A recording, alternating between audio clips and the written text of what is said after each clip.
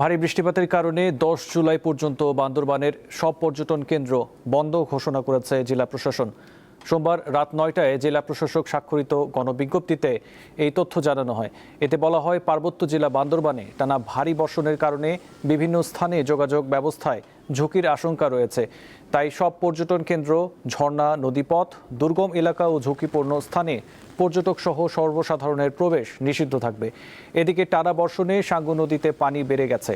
ফলে বৈরী পরিস্থিতিতে তিন্দু ও রেমাক্রি এলাকায় শতাধিক পর্যটক আটকা পড়েছে। বান্দরবানের পরিস্থিতি জানাতে যুক্ত হচ্ছেন সহকর্মী কমুই অং মারমা।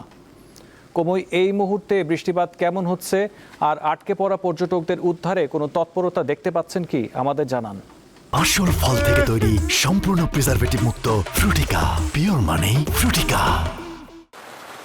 ধন্যবাদ আসিফ, আপনি যেমনটি বলেছেন, 3 দিনের টানা ভারী বর্ষণের কারণে বান্দরবানে সাঙ্গু ও মাতামুহুরী নদীর পানি বেড়েছে। এর ফলে এই যে টানা ভারী বর্ষণ অব্যাহত থাকায় যে কিছু কিছু এলাকায় যে পাহাড় ধসের ঘটনাও ঘটেছে, তবে এই ঘটনায় প্রাণহানির কোনো ঘটনা না ঘটলেও যে যোগাযোগ ব্যবস্থায় যে একটা ঝুঁকি রয়েছে, এর ফলে গতকাল রাত 9টায় জেলা প্রশাসক ফেরদৌস সানিউল যে 10 জুলাই পর্যন্ত যে সকল পর্যটন কেন্দ্রগুলো বন্ধ রাখার জন্য উনি একটা বিজ্ঞপ্তি জারি করেছেন।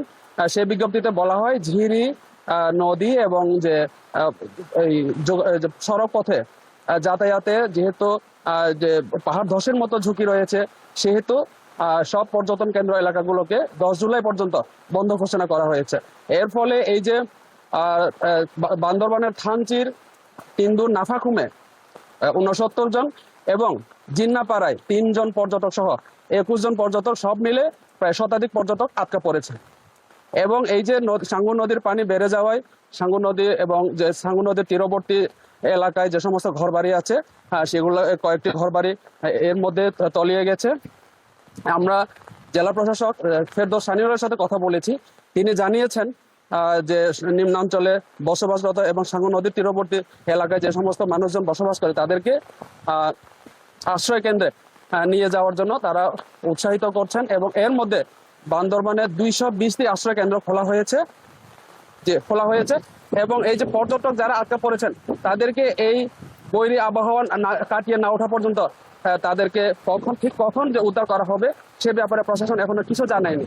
আসিফ, এই ছিল বান্দরবান থেকে সর্বশেষ তথ্য। ছিলেন কমুই অং মারমা।